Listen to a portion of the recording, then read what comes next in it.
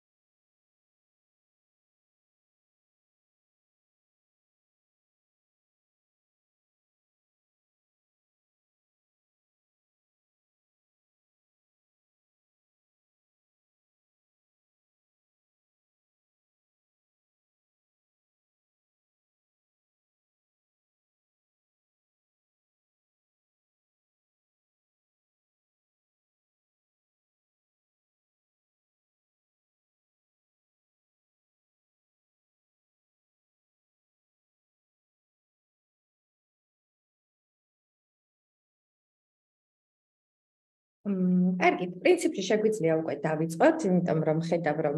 რამდენიმე ადამიანი უკვე შემოგვიერთდა და შესაბამისად შეგვიძლია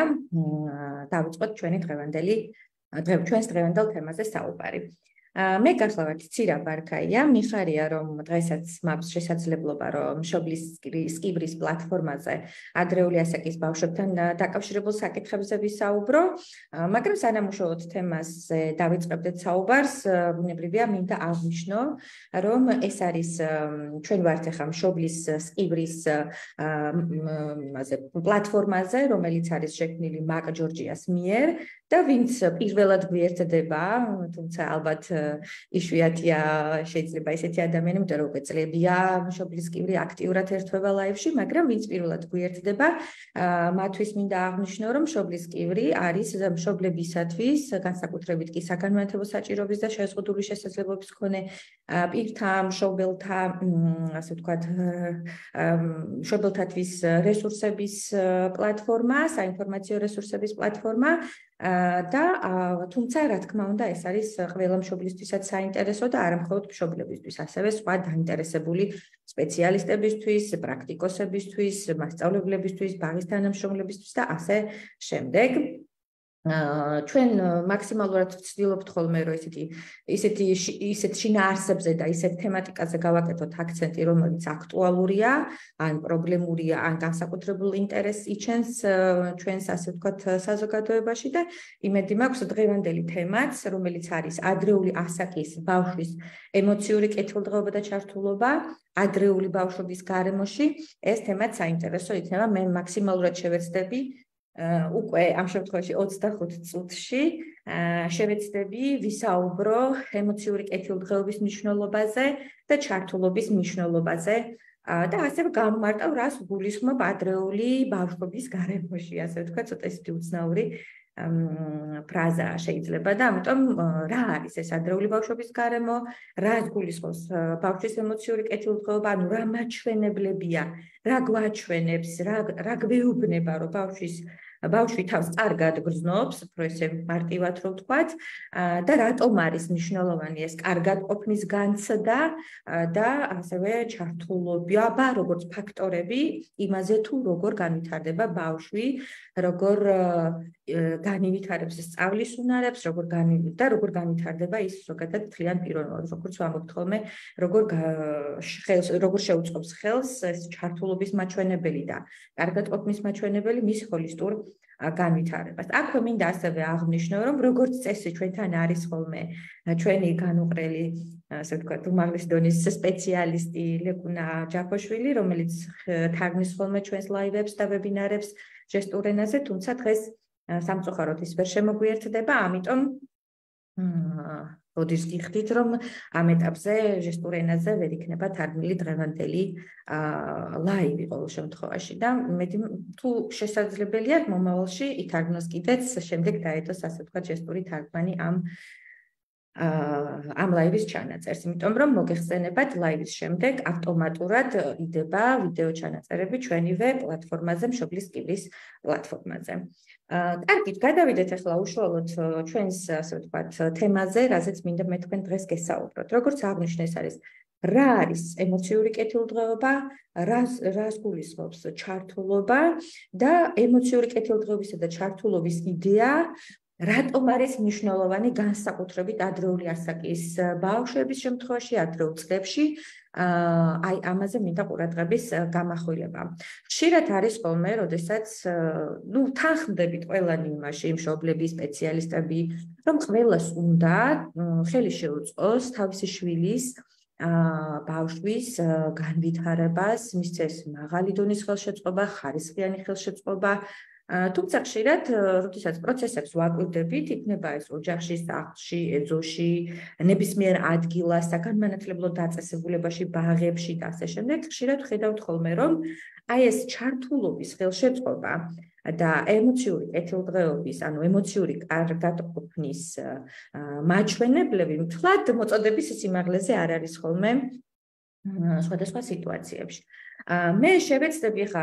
საერთოდ ემოციური კეთილდღეობა არის ძალიან კომპლექსური ცნება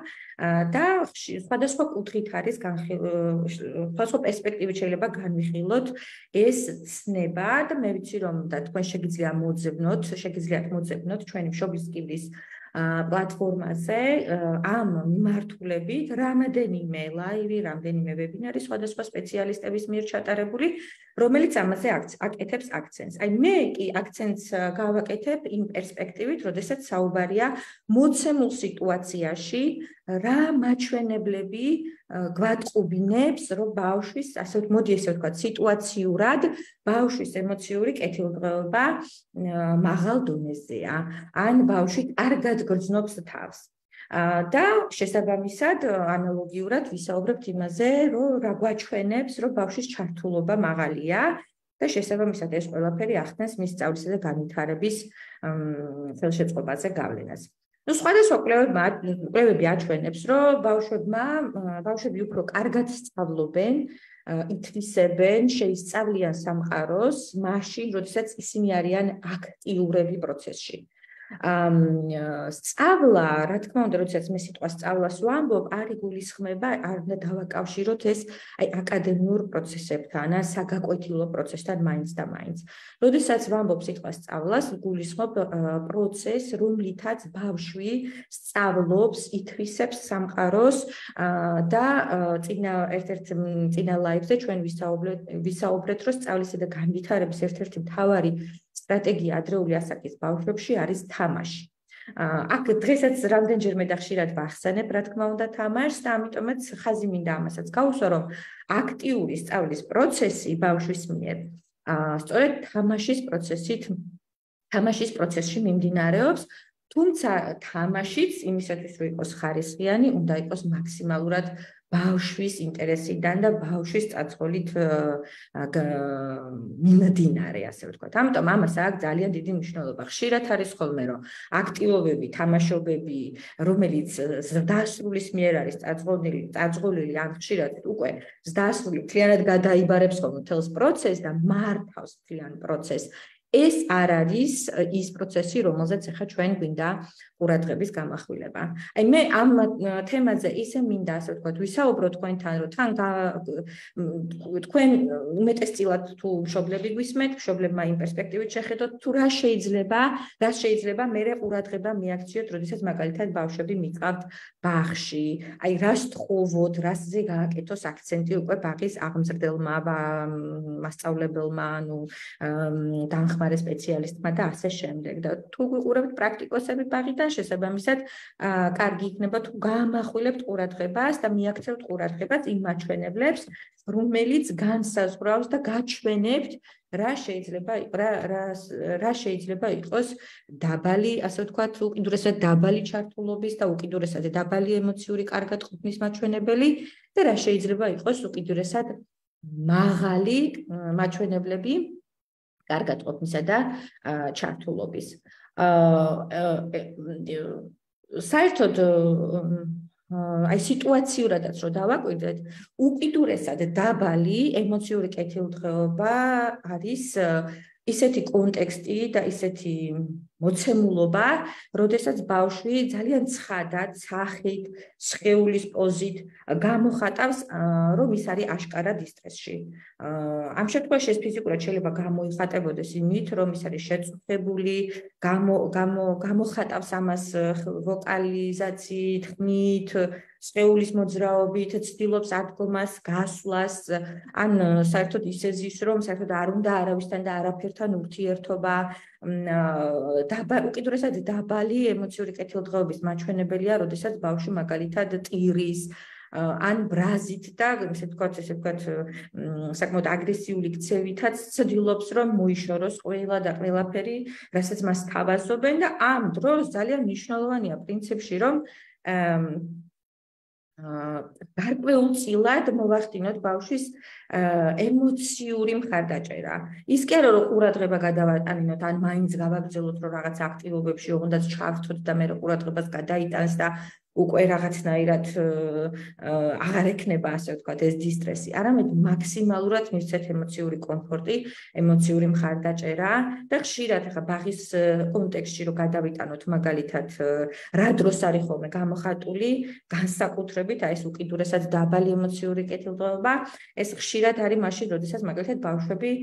პირველად მიდიან ბაღში და აი ტრანზიციის პერიოდს, როდესაც ვეძახით და ხშირად იყო აქ ტრანზიციაზეც საუბარი, აი ამ პერიოდში ნაკლები ყურადღება ექცევა რეალურად ბავშვის ემოციურ მდგომარეობას, ემოციურ კარგად ყოფნას, რაც უნდა გამოიხატებოდეს, რომ ის უნდა თავს გრძნობდეს ბედნიერად, მას უნდა მოწონდეს იყოფნა, ის უნდა მშვიდად გრძნობდეს თავს, დაცულად და უსაფრთხოდ გრძნობდეს თავს. თუ აი ამ ყველაფერს ბავშვი მოცემულ სიტუაციაში არ გრძნობს, მაშინ მის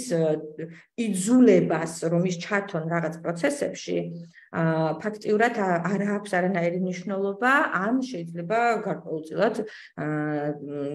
ძალადობრივი ფორმაც კი მიიღოს. ამიტომ ძალიან ფრთხილად და ყურადღებით უნდა ვიყოთ ამასთან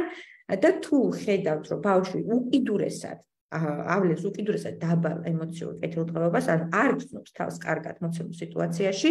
მაშინ პირველ რიგში მან უნდა მიიღოს ემოციური მხარდაჭერა. ხშირად განიხილება ხოლმე და აქვე მინდა ხაზი გაუსვა, რომ მშობლის არსებობა მით უმეტეს იმ საწყის ეტაპზე, იმ ტრანზიციის პროცესში უკიდურესად მნიშვნელოვანია და მათი ჩართულობა პროცესებში, რომ მშობელთან ერთად ბავშვისათვის ის ახალი გარემო და ახალი სივრცე გახდეს ნაცნობი. ეს ბუნებრივია, ყველა ბავშვისათვის მნიშვნელოვანია და მით უმეტეს არსებითია ხშირ შემთხვევაში საგანმანათლებლო საჭიროების მქონე ბავშვებისთვის, განსაკუთრებით იმ ბავშვების შემთხვევაში, ვისაც დაუშვათ აქვს კომუნიკაციასთან დაკავშირებული სირთულეები. შეიძლება უკიდურესად დაბალი, ასე ვთქვათ, ესე მეტრად გამოხატული, აშკარა მაჩვენებლებით გამოხატული არ იყოს ბავშვის დაბალი ემოციური კეთილდღეობა, მაგრამ შემდეგი, ასე ვთქვათ, დონე, შემდეგი მაჩვენებელი შეიძლება იყოს, როდესაც ბავშვი აი ინდიფერენტულად ზის. ის არც ძალიან სევდიანია, მაგრამ არც სიხარულს და ბედნიერებას და სიამოვნებას ან კმაყოფილებას გამოხატავს, ხო? ანუ თავს კომფორტულად არ გრძნობს. ხშირად მშობლებმა და ან ბაღის თანამშრომლებმა შეიძლება ჩათვალონ, რომ ბავშვი უბრალოდ მორცხვობს, გარკვეული დროს ჭირდება და მოდი ხა ცოტა ხანი თავი გავანებოთ, იჯდეს თავისთვის და აი ამაში შეგვეშალოს, ასე ვთქვათ, აი ამ სიმორცხვეში და ნაკლებად შევუწყოთ ხელი მის, ასე ვთქვათ, აქაც ნაკლებად მივაქციოთ ყურადღება და ნაკლებად მივცეთ ემოციური მხარდაჭერა. აქაც მნიშვნელოვანია რომ პირველ რიგში სანამ ის რაღაცა პროცესებით დაინტერესდება, მიიღოს უსაფრთხოების და დაცულობის განცდა. იქნება ეს მშობლისგან, მაგალითად შეიძლება მშობელმა თქვას, რომ რა კარგია, რა საინტერესოა, რა კარგად გრძნობ აქ თავს, როგორ მომწონს, როგორ თბილად მეკცევა ეს აღწდელი მე, რომ აი ეს მოდელირება სიტყვიერი იქნება თუ გცევითი, რომ ინტერაქციაში შევიდეს აღზრდელთან მშობელი. აი ამ პროცესმა შეიძლება კარგი მხარდაჭერა მოახდინოს, ასე ვთქვათ, ბავშვის ემოციური თვალსაზრისით. ფიზიკურად, სხვათა შორის, აი ეს შედარებით უფრო დაბალი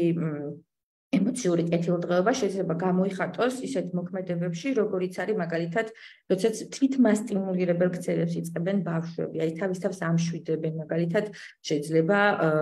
დაიწყოს წერათითის წოვა, ან რწევა, ესე წინ დაუკანა, ხშირად არიან ხოლმე ბავშვები, აი რაღაც უცნაურად გადაწოლილებიან, ჩამოღვენთილების კამზე, ან იწყებენ თვითმასტიმულირებელ ქცევებს, შეიძლება თმის დახვევა დაიწყონ, ან სხვა ბავშვებს ეხებიან და აი ისეთი, ასე ვთქვათ, სტერეოტიპული, შეიძლება ზოგიერთ შემთხვევაში სტერეოტიპული ქცევების სახითაც იყოს გამოხატული. აი ეს უფრო პასიური ქმედებები. შეიძლება იყოს, როდესაც მაგალითად ბავშვს არ უნდა ამოცემულ გარემოში ყოფნა და ანუ სულ გაქცევაზეა ორიენტირებული დგება და გადის ოთახიდან, ან გარბის და აი ამას უნდა მივაქციოთ, ასე ვთქვათ, ყურადღება და ფიზიკურად კიდევ ეს შეიძლება იყოს გამოხატული იმაში, რომ ის აშკარად გამოხატავს დისკომფორტს იმ მოცემულ გარემოში ყოფნის, რომ იქ ყოფნა არ უნდა, ან რაღაცა იმ მოქმედებაში, იმ საქმიანობაში, იმ აქტივობაში ჩართვა არ უნდა და ამასაც უნდა მივაქციოთ ყურადღება. შემდეგი დონე ემოციური კეთილდღეობის ეს არის, ასე ვთქვათ, შედარებით უფრო ზომიერი. აი აქ სურათი უფრო ნეიტრალურია, აი თვითონ ცოტა რთულია კიდეც იმის გაგება, ეხა ბავშვი რეალურად როგორ გრძნობს თავს, იმიტომ რომ აი ჩართულობაზე როდესაც გადავალ, ხშირად ეს კავშირში არის, რამდენად არის ბავშვი პროცესებში ჩართული და შეიძლება შეგვეშალოს კიდეც რა მხრივ, რომ ბავშვი ჩართულია პროცესში, აკეთებს რაღაცა შეთავაზებულ აქტივობებს, დავალებებს, ერთვება, ასე ვთქვათ, ასრულებს ინსტრუქციებს, იცავს წესებს, მაგრამ ის თავს აქაც კარგად არ გრძნობს, არ არის შთაგონებული, არ არის შთაბეჭდილების ქვეშ გარკვეული პროცესებით და ხშირად არის ხოლმე, როდესაც თუ რაიმე გაიტაცებს და გადაიტანს მის ყურადღებას, ძალიან ხშირად შეიძლება, ასე ვთქვათ, სხვა რაღაცაზე მოახდინოს კონცენტრირება ბავშვმა. თუმცა ეს კიდევ ერთხელ ვამბობ, ემოციური კომპონენტი, ემოციური კარგად ყოფნის და კეთილდღეობის კომპონენტი ძალიან დიდ კავშირში არის ჩართულობის კომპონენტთან და აი თუ არის ეს ზომიერად გამოხატული, მაშინ როგორც წესი ჩართულობის მხრივაც აი ესე ზომიერად არის გამოხატული ბავშვის ჩართულობა. აი თუმცა აი ეს არის ისეთი დონე, ისეთი მოცემულობა ემოციური კეთილდღეობის, რომელიც დასრულებმა შეიძლება კარგად გამოიყენონ და დასრულებისათვის საგულისხმოა პრინციპში იმ მხრივ, რომ ეს არის კარგი მომენტი, როდესაც რეალურად შეიძლება რაღაცით დავაინტერესოთ ბავშვი, რაღაცა აქტივობაში ჩავთოთ, რაღაცა რესურსის შევთავაზოთ, არჩევანი შევთავაზოთ, რომ სად ისურვებდა ჩართვას, ან გაესაუბროს, რომ გაიგოს რა არის ბავშვის ინტერესი, რა აინტერესებს იმ მოცემულ გარემოში, იმისათვის, რომ ბავშვმა ამ მოცემულ გარემოში შესვლა დაიწყოს და გარკვეულ პროცესებში ჩაერთოს ისევ და ისევ თავისი ცნობის მოყარების და თავისი ინტერესის გათვალისწინებით. ანუ აი ეს პერიოდი, ეს მომენტი, ეს მოცემულობა მნიშვნელოვანია, რომ დასრულებმა დაიჭირონ, იმიტომ რომ სწორედ აქაც, რა თქმა უნდა, სათანადო ემოციური მხარდაჭერით იმისათვის, რომ მოახდინონ სტიმულირება, ესე ვთქვათ, წაახალისონ მეტად ბავშვი და გარკვეული, ასე ვთქვათ, საინტერესო აქტივობაში ჩართვით, შესაბამისად გააძლიერონ მისი ემოციური კარგად ყოფნა, ემოციური კეთილდღეობა. შემდეგი ორი დონე ემოციური კეთილდღეობასთან მიმართებაში ეს არის მაღალი და უკიდურესად მაღალი. ამ ორს შორის განსხვავება არის რეალურად ხარისხსა და ინტენსივობაში. მაღალი ემოციური კარგად ყოფნისას, როდესაც რას ვხედავთ, ხო? ხედავთ, რომ ბავშვი იღიმის, იცინის, ჩართულია პროცესებში, თვალები აქვს ანთებული, აინტერესებს. თუმცა ასევე ამის ალტერნატივა, მე წეგან დასაწყისში ვახსენე, რომ შეიძლება მხიარულად იყოს, ლაღად იყოს, ბედნიერად გრძნობდეს თავს, მაგრამ ამავე მშვიდად და უსაფრთხოდ გრძნობდეს თავს. და ისტორიად შეიძლება მარტო იმილს და ესეთ ლაღ სახეს და სხეულს კი არ ხედავდეთ ბავშვისას, არამედ აი ესეთ რაღაცა ღრმად კონცენტრირებულ რაღაცა პროცესში საკმაოდ ინტერესიანად და ცნობის მოყარე და ჩართულ სახეს ხედავდეთ და სხეულის პოზას ხედავდეთ. ანუ შვიდ მოდუნებულ პოზას ხედავდეთ, თუმცა ეს სხეული და სახე მოწყენილობას კი არ აჩვენებს, არამედ აჩვენებს აი სულ კონცენტრირებას, რომელიც ასევე ძალიან დიდ კავშირშია აი ამ მაღალ ჩართულობასთან პროცესების და სხვათა შორის აი ამ მეოთხე თუ მეხუთე დონე როგორც გითხარით არის უკვე აი სპექტრად გამოხატული უკიდურესად მაღალი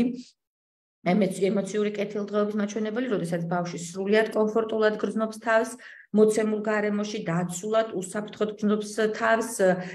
პრინციპში შესრულის პროცესშიც ძალიან კარგად არის განწყობილი და კმაყოფილია იმითი, რასაც აკეთებს, სიამოვნებს, რასაც აკეთებს და თავს გრძნობს ლაღად. ანუ და როგორც გითხარით, მაღალსა და უკიდურესად მაღალ ემოციური კეთილდღეობის სიტუაციურ მაჩვენებლებს შორის სწორედ ეს გვაქვს, რომ ბავშვი კიდევ უფრო ინტენსიურად ავლენს აი ამ რაღაცა კარგად ყოფნის მაჩვენებელს და უფრო ხანგრძლივია კიდეც და უფრო სტაბილურია კიდეც მისი ამ ემოციური კეთილდღეობის, უკიდურესად მაღალი ემოციური კეთილდღეობის მაჩვენებლები. აი ამ ბოლო ორ დონესთან მიმართებაში ერთი რაც აღნიშნო არის ის, რომ ასევე არ უნდა აგვერიოს ერთმანეთში მაღალი ექსპრესიულობა, აქტიურობა, ბავშვის სიხალისე, სილაღე, კმაყოფილება და სიამოვნება განსაკუთრებულ მღელვარებაში ან განსაკუთრებულ ჰიპერაქტიურობაში, როდესაც ბავშვი მაგალითად შეიძლება დარბის აფეთიქით, რაც ზოგადად სირბილი ძალიან კარგია და მნიშვნელოვანია რომ ამასაც ხელი შეუწყოთ, თუმცა აი განსხვავება ემოციური კეთილდღეობის თვალსაზრისით ამასაც უნდა მიაქციოს ყურადღებას დასრულმა, რომ როგორია ბავშვის აქტიურობა. ეს არის სილაღით და იმ კარგად ყოფნით გამოწვეული და იმ კონკრეტული თამაშიდან გამომდინარე ბავშვის აქტიურ ჩართულობას აჩვენებს, თუ ეს არის დავუშვათ რაღაცა უფრო დისტრესთან დაკავშირებული, მღელვარებასთან დაკავშირებული პროცესი და ამასაც უნდა ასე ვთქვათ მივაქციოთ ყურადღება. აი ამ პროცესში ოღონდ, როდესაც არის მაღალი, ან უკიდურესად მაღალი კარგად ყოფნის მაჩვენებელია რა, მნიშვნელოვანია არ არის საჭირო ზედმეტი ჩარევა, ზედმეტი სტიმულირება, ზედმეტი ვერბალური, ასე ვთქვათ, აქცენტების გაკეთება. აქ რა თქმა უნდა არსებითია რომ დასრულის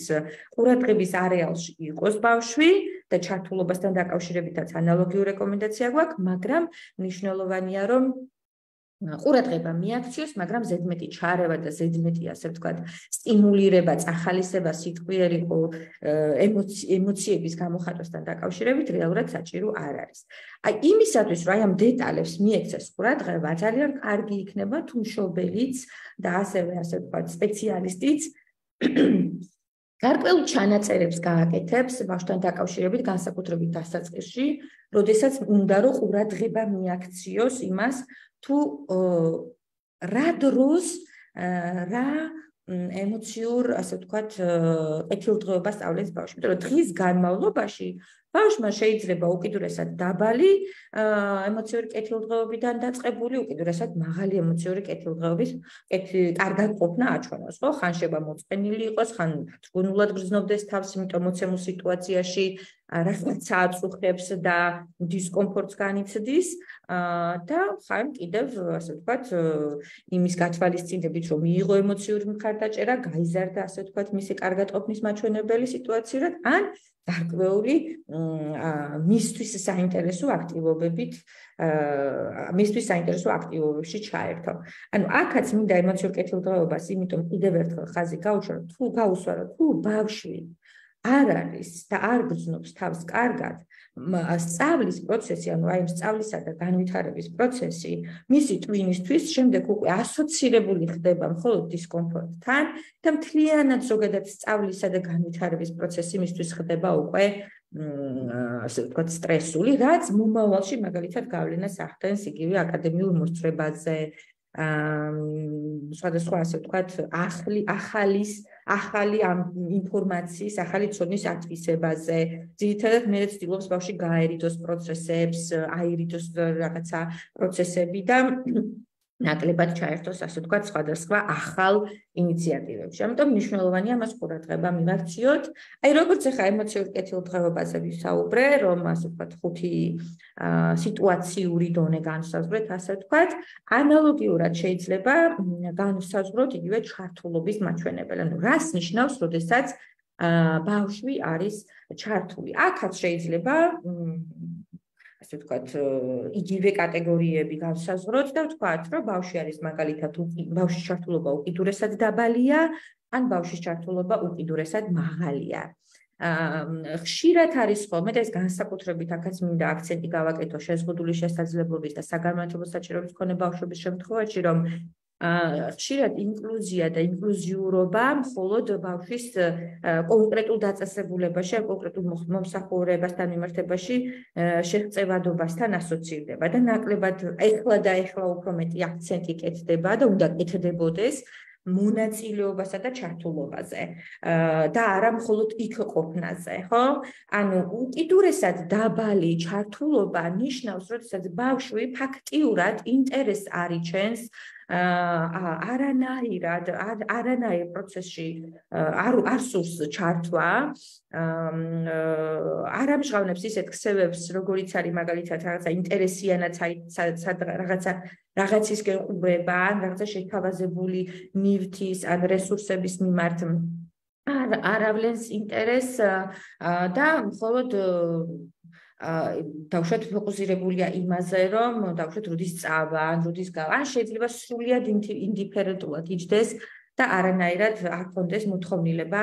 რაიმე პროცესებში ჩართვის. ამავდროულად აი ესე ამას თუ გავზრდით ამ ინტენსივობას, აი იგივე ზომიერ ჩართულობასთან მიმართებაში შეგვიძლია ვთქვათ, რომ ესეც ყველაზე კარგი პერიოდია, იმიტომ რომ თითქოს ბავშვი თან მზაობას ავლენს, გაჩვენებთ მისი სხეული და სახე, რომ შეიძლება იქ რაღაცა თვალი გააპარა რაღაცისკენ, ან ვიღაცის სხვა ბავშვის ქცევას მიაქცია ყურადღება, ან თქვენ დაიწყეთ აქეთ რაღაცის თამაში და ამას მიაქცია ყურადღება. აი ეს მაჩვენებელი არის ეს მოცემულობა, ასე ვთქვათ, არის თქვენთვის ძალიან კარგი დრო და რესურსი და შესაძლებლობა იმისათვის, რომ ხელი შეუწყოთ ბავშვის ჩართულობის გაზრდას. აი ძალიან საინტერესოა და აქაც მინდა ხაზი გაუსვა ერთ დეტალს წინა ლაივშიც ვისაუბრე ამაზე და მინდა ვთქვა, რომ ხშირად არის ხოლმე, როდესაც დასრულები არა ის რომ ხელს უწყობენ ბავშვს, რომ ბავშვი იყოს ინტენსიურად ჩართული რაღაცა თავის საინტერესო პროცესში, არამედ ხშირად ხდება დასრულების მხრიდან ამ საინტერესო პროცესის, იმიტომ რომ შეიძლება დასრულმა ჩართვალა, რომ ეს ერთი შეხედვით არანაირად არ არის საინტერესო პროცესი, ამ პროცესების გაწყვეტა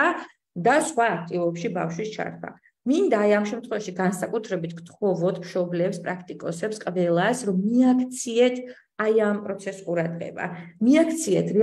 რეალურად დაინახეთ, რას აკეთებს იმ მოცემულობაში ბავშვი, იმიტომ რომ შეიძლება ბავშვის სახე, ბავშვის კონცენტრაცია იმდენად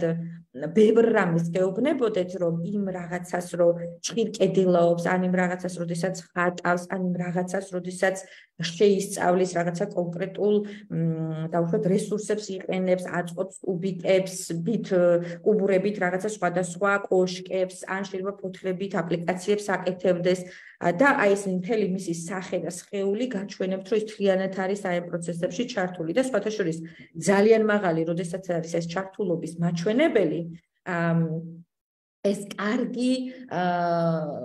უკვე კარგი მოცემულობა იმისა, რომ ბავშვი იყოს ბავშვმა გამოავლინოს თავისი შემოქმედებითობა, ბავშვმა მაქსიმალურად გამოხატოს თავისი თავი, გამოიტანოს გარეთ თავისი წარმოსახვა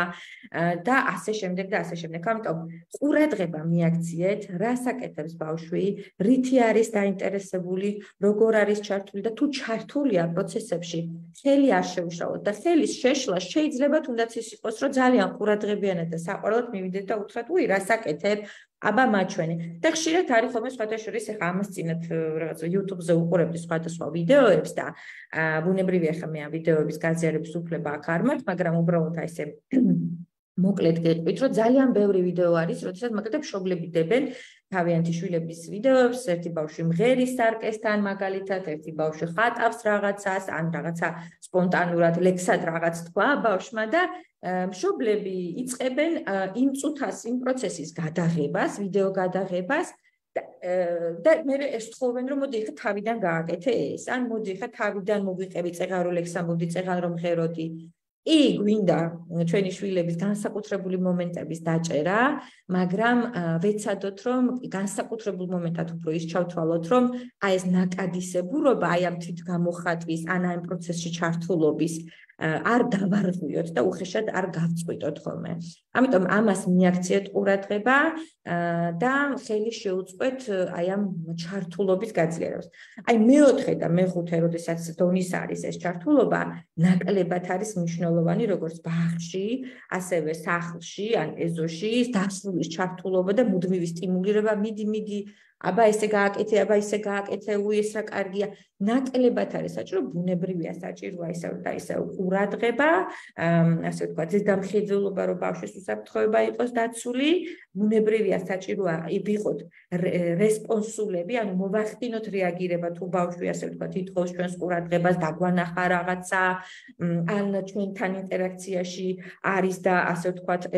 ცდილობს ჩვენს ჩართვას პროცესში, ჩვენ შეგვიძლია ამ პროცესში, რა თქმა უნდა ჩავერთოთ, თუმცა აქაც მნიშვნელოვანია დავიცვათ ბალანსი, რომ არ გადავაჭარბოთ ამ ჩვენი ჩართულობით და აი მაგალითად რაღაცა ფიგურას აწყობს, ხო, მაგალითად სათამაშოს აწყობს დაუშვათ, ჩვენი თავით არ გადავაჭარბოთ და მას ნაცვლად არ დავიწყოთ ამ თუნდაც სათამაშოს აწყობა. და ისეთი, ასე ვთქვათ, უკავშირი, ისეთი კომენტარები მივცეთ, სადაც ჩვენ დავეხმარებით ბავშვის მაქსიმალურ დამოუკიდებლობას, ხელს შევუწყობთ ბავშვმა, რომ განაგრძოს ეს ჩართულობა, იყოს ინტენსიურად ჩართული იმაში და მისთვის იყოს საინტერესო ის პროცესი და ის საქმიანობა, რომელსაც ის ახორციელებს. ამიტომ აი ეხა ამ ნახევარ საათში რაც შემეძლო რომ აქცენტი გამეკეთებინა ამას ეხა შევაჯამებ და გეტყვით რომ ორი ფაქტორია რომელიც გავლენას ახდენს ბავშვის ხარისხიან სწავლასა და განვითარებაზე. სწავლაზე ოღონდ და არა სწავლებაზე. ხშირად ესეც გვეშლება ხოლმე და უფრო ჩვენი პროცესები მიმართულია რომ ბავშვს რაღაცები ვასწავლოთ და არა ის რომ